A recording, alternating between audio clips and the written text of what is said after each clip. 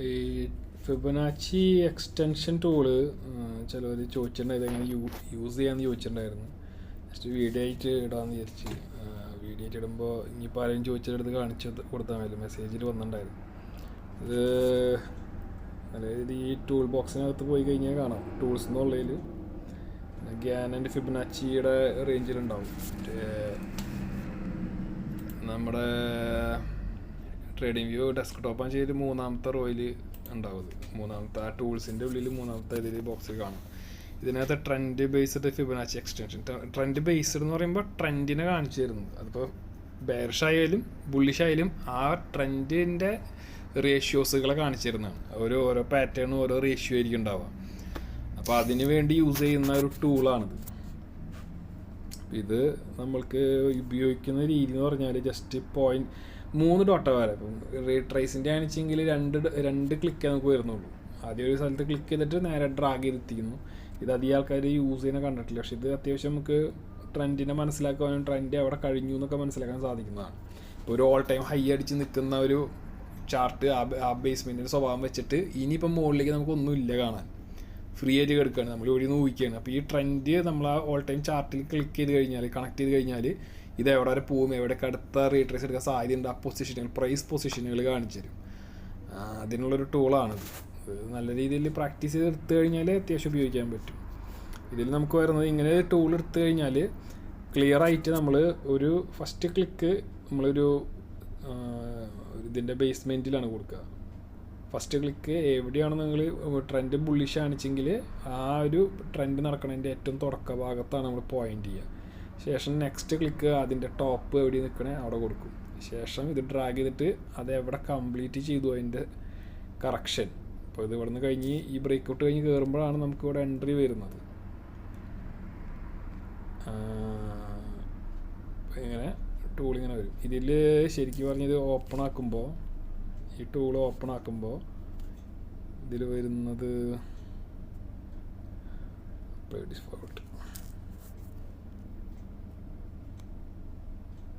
കണ്ടോ, ഇങ്ങനെയായിരിക്കും ഇത് വരിക.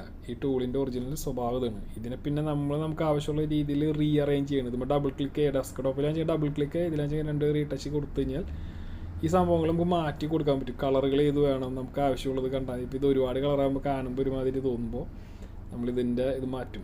ഫസ്റ്റിൽ കിടക്കുന്ന ട്രെൻഡ് ലൈൻ, ഇത് കിടന്നോട്ടെ. ട്രെൻഡിൽ നമുക്ക് ആവശ്യമാണ് കാണാനായിട്ട്. ലെവൽ ലൈൻസിൻ്റെ സൈസ് കാര്യങ്ങളാണ് സെക്കൻഡ് കിടക്കുന്നത്.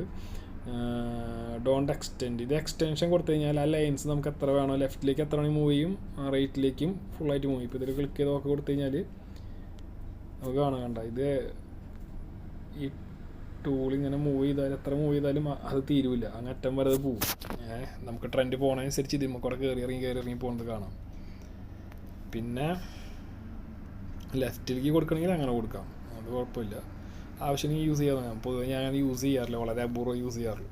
പിന്നെ ഇതിനകത്ത് നമുക്ക് ഇഷ്ടമുള്ള കളർ കൊടുക്കാം. ഈ നമ്പറുകൾ നമ്മൾ ഏത് മാറ്റിയാലും ആ ഒരു സൈസിലേക്ക് അത് വന്നു നിൽക്കും. ഇപ്പോൾ ഇവിടെ 60 എന്ന് പറയുന്ന സംഭവമുണ്ട്. 61%. ഇതാണ് ഗോൾഡൻ റേഷ്യോ എന്ന് പറയുന്ന റേഷ്യോ. അതിൽ ട്രെൻഡുകളുടെ പൊതുവെ നമ്മൾ 161 എന്ന് പറയുന്ന ഈ ഒരു റേഷ്യോ നോക്കുക. മാക്സിമം അത് കഴിഞ്ഞാൽ നെക്സ്റ്റ് 261, 361 അങ്ങനെയാണ് പോകുന്നത്. ഞാനിവിടെ 161 കഴിഞ്ഞിട്ട് ഇതിൻ്റെ ബിറ്റ്വീനിൽ ഒരു 2 കൊടുത്തിട്ടുണ്ട്. അത് നമ്മുടെ ഇവിടെ കണ്ടോ ഹൈഡായി എടുക്കുന്നുണ്ട്. ഈ സംഭവങ്ങളൊക്കെ നമുക്ക് ഇഷ്ടമുണ്ടെങ്കിൽ നമ്മുടെ ഇഷ്ടമാണ്, നമ്മൾ കണ്ടുപിടിക്കുന്ന സാധനത്തിനനുസരിച്ച് കൊടുക്കാം. കോമൺ ആയിട്ട് ഞാൻ സ്ഥിരമായിട്ട് നോക്കി കണ്ടുപിടിച്ചത് മെയിനായിട്ട് ഒന്ന് 78% ഒരു ബേസ്മെൻറ്റ് ബ്രേക്ക് ഔട്ട് കിട്ടിയാൽ 78% ഒരു കറക്ഷനും 200 ഒരു ടാർഗറ്റും അങ്ങനെയാണ് ട്രെൻഡുകളിലേക്ക് കിട്ടാറുള്ളത്. ഈ 127% എന്ന് പറയുന്ന ഈ ഒരു ഏരിയ ഉണ്ട്, ഇതും ഒരു ടാർഗറ്റാണ്. സിഗ്സാഗ് കാണിച്ചെങ്കിൽ അത് നമ്മൾ കൗണ്ട് ചെയ്യുന്നതനുസരിച്ച് ബേസ്മെൻറ്റുകൾ കൗണ്ട് ചെയ്യുന്നതനുസരിച്ചിരിക്കും. അതിൽ വേവ് തിയറി നോക്കിയാൽ മാത്രമേ നമുക്ക് അറിയത്തുള്ളൂ. ഇത് ഇപ്പോൾ നോർമലി ഞാൻ പറയുന്നത് ജസ്റ്റ് ഇത് അറിയാൻ വേണ്ടിയിട്ടാണ്, ടൂളിനെ അറിയാൻ, ടൂൾ യൂസ് ചെയ്യാൻ. ഇത് ബാക്ക്ഗ്രൗണ്ട് കളർ, ആ കളേഴ്സിനെ അവിടെയുള്ള കളേഴ്സിനെ ടോട്ടൽ ഫുള്ളായിട്ട് ഇടാം, കുറച്ചിട്ട് കഴിഞ്ഞിട്ടുണ്ടെങ്കിൽ ആ ടൂൾസ് കണ്ട കളറുകൾ പോയി. ഇപ്പോൾ ലെവലുകൾ മാത്രമായി. അപ്പോൾ ലെവലുകളുടെ കളറുകൾ ഇങ്ങനെ ചേഞ്ച് ചെയ്യണമെങ്കിൽ ഈ പറഞ്ഞ മാതിരി ഇതിനകത്ത് നമുക്ക് ഇഷ്ടമുള്ള കളർ മാറ്റി കൊടുക്കുക, അത്രയേ ഉള്ളൂ. നമ്മുടെ ഇഷ്ടത്തെ നമ്മുടെ കണ്ണിന് പറ്റിയ കളർ കൊടുക്കുക, വേറെ പ്രത്യേകിച്ചൊന്നുമില്ല. പിന്നെ റിവേഴ്സ് എന്ന് പറഞ്ഞ സാധനമുണ്ട്. അത് ഇപ്പോൾ ഇരിക്കുന്നതിൻ്റെ ഓപ്പോസിറ്റ് ആയിട്ട് ലെറ്ററുകൾ മാറിപ്പോവും. വേണ്ട, ആ സാധനം താഴ്ത്തി പോയി. ഞാൻ യൂസ് ചെയ്തിട്ടില്ല, ജസ്റ്റ് ഇവിടെ കാണിച്ചപ്പോൾ കാണിച്ചു തന്നുള്ളൂ.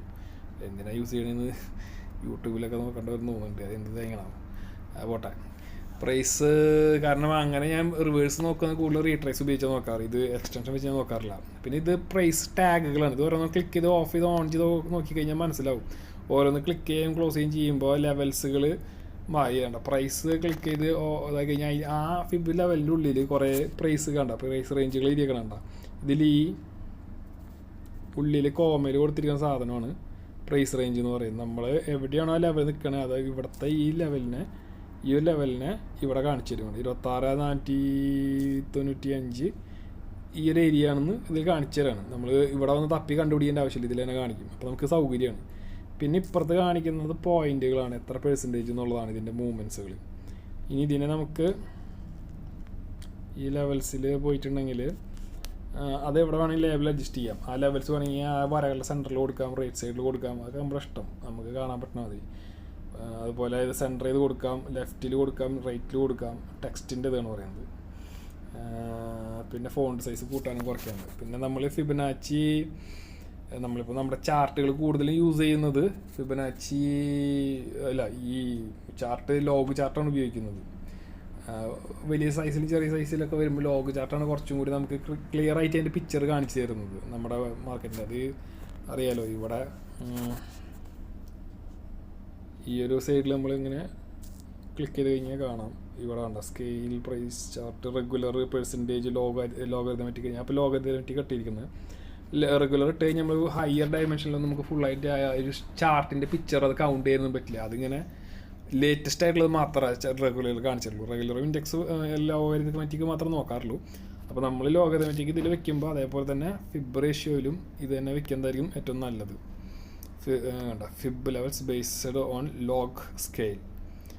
ഓക്കെ, ഇതിനകത്ത് ഇപ്പോൾ ഇത്രയേ ഉള്ളൂ. ഈ സംഭവം ഞാൻ ചെയ്യുന്നു. നമുക്ക് പിന്നെ നമ്മൾ എടുക്കുന്ന ബേസ്മെൻറ്റിനനുസരിച്ച് നമ്മൾ ടൂൾസിന് യൂസ് ചെയ്യുന്നതാണ്.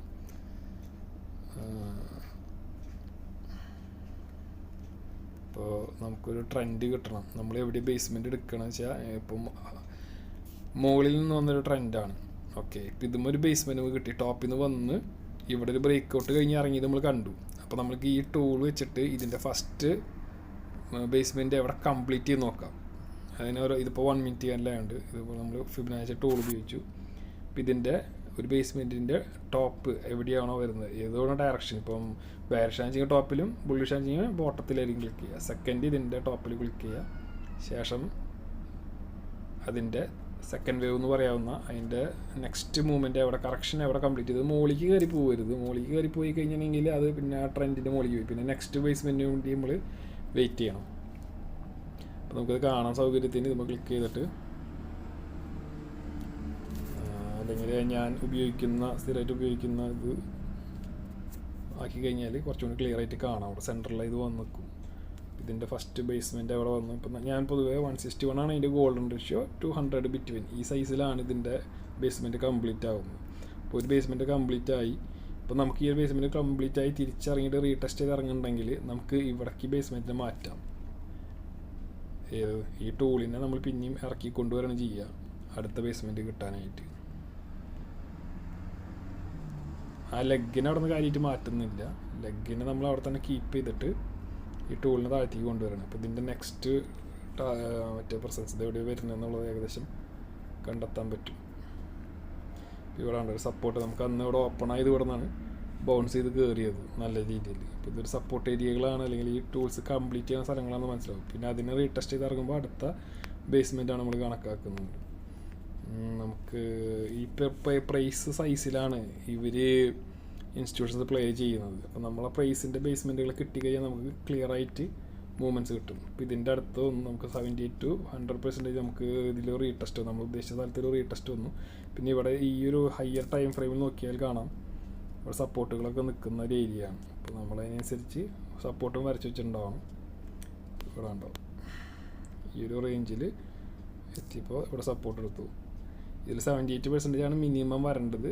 127 വരെ വരാതെ അപൂർവം ഉണ്ടാവുള്ളൂ. ചില സമയങ്ങളിൽ ഉണ്ടാവും, ചില സമയത്ത് ഉണ്ടാവില്ല. അപ്പോൾ ഇത് കഴിഞ്ഞ് പിന്നെ ഈ ഒരു ഏരിയ എത്തിക്കഴിഞ്ഞാൽ പിന്നെ നമ്മളധികം റീടെസ്റ്റ് കഴിഞ്ഞ് തിരിച്ചിറങ്ങുന്നവർ, അതായത് ഈ 200 ഇറങ്ങി റീടെസ്റ്റ് ചെയ്ത് ഇറങ്ങുന്നവരെ നമ്മൾ ട്രെൻഡിന് വിശ്വസിക്കില്ല. ട്രെൻഡ് വിശ്വസിക്കണമെങ്കിൽ ഈ റീടെസ്റ്റ് കഴിഞ്ഞ് ഇറങ്ങണം. ഇപ്പോൾ കഴിഞ്ഞ ദിവസം അതൊക്കെ നമ്മൾ ട്രേഡിൽ യൂസ് ചെയ്തിരുന്നു. ഇവിടെ നമുക്ക് സപ്പോർട്ട് കിട്ടുകയും തിരിച്ച് റിവേഴ്സിൽ കയറുകയൊക്കെ ചെയ്തിരുന്നു. ഈ മൂവ്മെൻ്റൊക്കെ നമ്മൾ കണ്ടതാണ്. അപ്പോൾ ഇങ്ങനെയാണ് ഈ ടൂൾ യൂസ് ചെയ്യുന്നത്. ഇതിനി താഴെ നിന്ന് മുകളിലേക്കുള്ള നോക്കുകയാണെന്ന് വെച്ചെങ്കിൽ ഇപ്പോൾ കുറച്ച് ഹയർ ടൈം ഫ്രെയിമിൽ വെച്ചാണ് ഞാൻ. ഇതുപോലെ ഞാൻ 1 മിനിറ്റ് നോക്കാറ്, അത് കുറച്ചും കൂടി ആക്യുറേറ്റ് ആയിട്ട് കിട്ടും, നമുക്ക് സൈസുകൾ മാറാണ്ട് കിട്ടും. വലിയ ഇതിൽ വരുമ്പോൾ നമ്മൾ സൂക്ഷിച്ച് വെക്കണം. അപ്പോൾ ഇതിൻ്റെ ബേസ്മെൻ്റായിട്ട് നമുക്ക് കിട്ടിയിരിക്കുന്നത് കണ്ടില്ല. ഞാൻ ഈ ടോപ്പ് വയ്ക്കുന്ന ആ വര ലൈന് നോക്കിയാൽ മതി. ഈ ഒരു ഏരിയ, ഈ വര ടോപ്പിലാണ് ഇതിൻ്റെ ബേസ്മെൻറ്റ് ഇവിടെ. ഇപ്പോൾ ഇത് കുത്തുമ്പോൾ ഫസ്റ്റ് നമ്മൾ കുത്തേണ്ടത് ബോട്ടത്തിലാണ്. അവിടെ സ്ട്രൈറ്റ് ബോട്ടത്തിലാണ് നമ്മൾ വെക്കേണ്ടത്. ശേഷം അതിൻ്റെ ടോപ്പിൽ വയ്ക്കുക. ശേഷം ഇപ്പോൾ നമുക്ക് ഉണ്ട് ഏകദേശം 200 എത്തിക്കഴിഞ്ഞാൽ പിന്നെ നമ്മൾ എക്സിറ്റ് ചെയ്യണം. നമ്മുടെ ടാർഗറ്റ് കഴിഞ്ഞ് കഴിയുമ്പോൾ നമ്മൾ എക്സിറ്റ് ചെയ്യണം. പിന്നെ അത് കറക്റ്റ് ചെയ്ത് കയറുമ്പോൾ നെക്സ്റ്റ് സെഗ്മെൻ്റ് ആയി എന്നുള്ള രീതിയിൽ പോകുന്നു. അപ്പോൾ ഇതിനകത്ത് ഒരു റീടെസ്റ്റ് ഇവിടെ കിട്ടിയിട്ടുണ്ട്. നമുക്ക് ചെറിയ ടൈം ഫ്രെയിം നോക്കി കാണാം. 61 ഈ ഒരു ഏരിയയിലൊക്കെ എത്തിയപ്പോൾ കിട്ടി കയറി പോകുന്നുണ്ട്. ഈ ടൂള് ഇങ്ങനെയാണ് നമ്മൾ യൂസ് ചെയ്യുന്നത്. ഇത് പിന്നെ നമ്മുടെ ലോജിക്കും നമ്മളുടെ ഒബ്സർവേഷനും അനുസരിച്ചാണ് മുന്നോട്ട് പോകുള്ളൂ.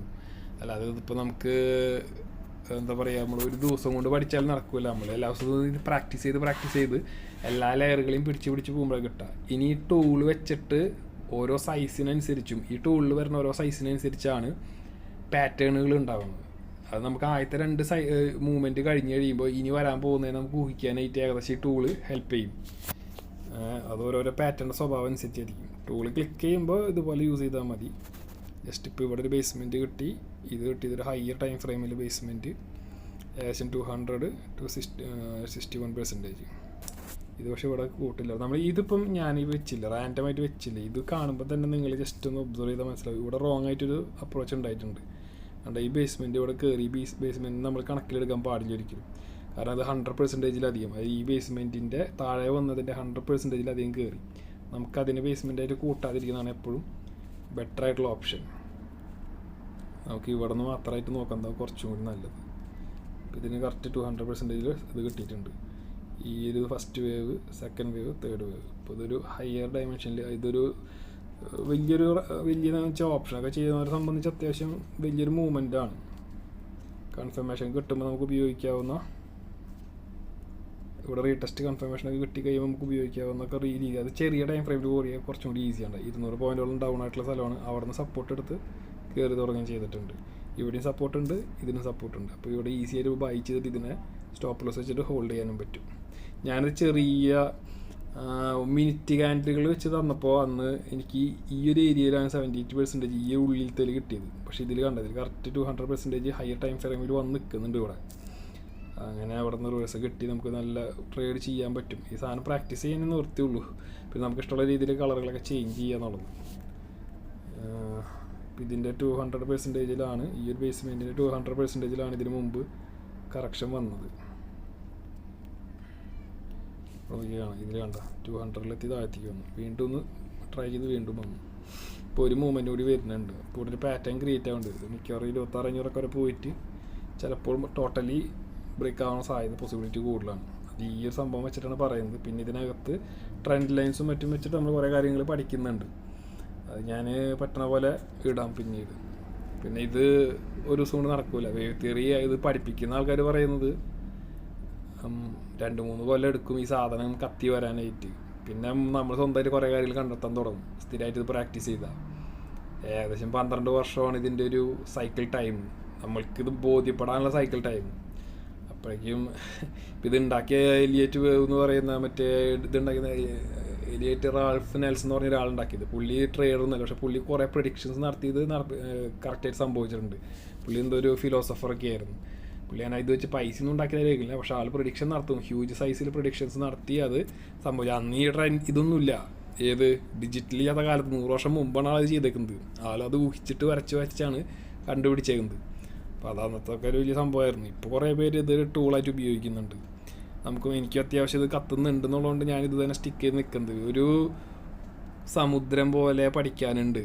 ഏത് ഇൻഡിക്കേറ്റേഴ്സ്, പ്രൈസ് ആക്ഷൻ, അത് ഇത് നമുക്ക് എവിടെ കത്തുന്നു അതുമ്പോൾ കൊളത്തി ഹോൾഡായി നിൽക്കുക. പിന്നെ അത് പ്രാക്ടീസ് ചെയ്ത് പോയാലേ വിജയിക്കാൻ പറ്റുള്ളൂ. ഇന്ന് ഇതൊന്ന് പഠിക്കുന്ന ആൾ ചിലപ്പോൾ ഒരു 10 ടൂൾ പഠിച്ച ആളാവും. ഒരു കാര്യമില്ല. ഇതിലെല്ലാ ടൂളും മാർക്കറ്റിനെ കാണിച്ചിട്ടുണ്ട്, എല്ലാ ടൂളും മാർക്കറ്റിനെ തെറ്റിക്കുന്നുണ്ട്. അപ്പോൾ തെറ്റിക്കുന്ന ഭാഗത്ത് നമ്മൾ റിഡ്യൂസ് ചെയ്ത് കൊണ്ടുവരാൻ വേണ്ടത്. ഏതാണ് നമുക്ക് പറ്റുന്നത് നമ്മൾ എടുത്ത് ഉപയോഗിച്ച് തുടങ്ങുമ്പോൾ നമുക്കൊരു ചെറിയൊരു മിന്നൽ വരും. ഓക്കെ ഇത് എനിക്ക് ആക്റ്റീവായിട്ട് വർക്ക് ആവുന്നുണ്ട്, എനിക്കൊരു 10 എണ്ണത്തിൽ ഒരു 5 എണ്ണമെങ്കിലും നിങ്ങൾക്ക് അല്ലെങ്കിൽ 4 ട്രേഡിങ്ങിലും കംപ്ലീറ്റ് ചെയ്യാൻ പറ്റുന്നുണ്ടെന്ന് കാണുന്ന ഒരു ടൂൾ നിങ്ങളുടെ കയ്യിൽ വന്നു കഴിഞ്ഞാൽ പിന്നെ നിങ്ങൾക്കത് മറ്റേ ഈ പറയുന്ന പ്രാക്ടീസുകളോടുകൂടി മെയിൻറ്റെയിൻ ചെയ്ത് പോകാൻ പറ്റും.